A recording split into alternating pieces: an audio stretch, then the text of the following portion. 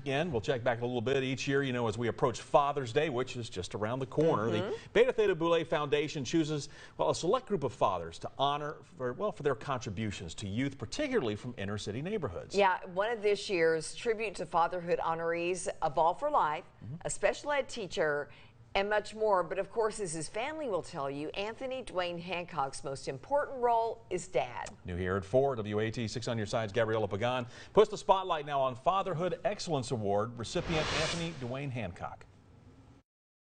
Being his daughter is having access that I didn't know I could have access to until I realized other people didn't have that. You may know him as number 28, University of Tennessee wide receiver from 1978 to 1982, Duane Hancock. But for Shauna, he's just dad. Some people I grew up with were like, you have a dad. I'm like, I do. And there's a confidence that comes along with that. There's an invincibility that comes along with that. So I perceive the world completely different. Shauna Hancock credits her father, Anthony, for the ability to go out into the world and be bold. There wasn't well, I can't do that because I'm a woman, or I can't do that because I'm black. It was like, nope, I can do it because I saw him do it.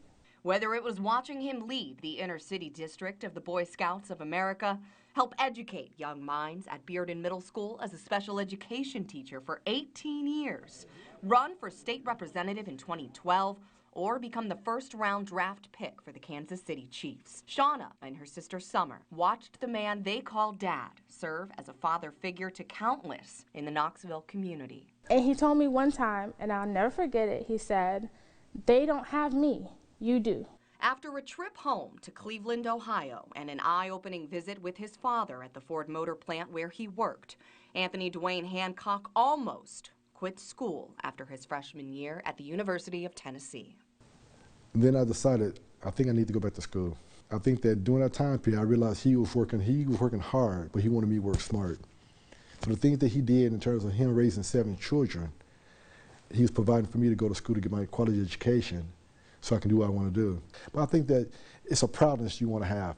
I wanted my parents to feel proud of me, and hopefully I want my children to feel proud of me also. Now that he's in the teaching community, I'm very proud of what he does because first and foremost is that he's an advocate. He tries to be an advocate for the student. So when he makes an impact, and he does make an impact in these individuals' lives, and it's not just their kids, it's the parents too.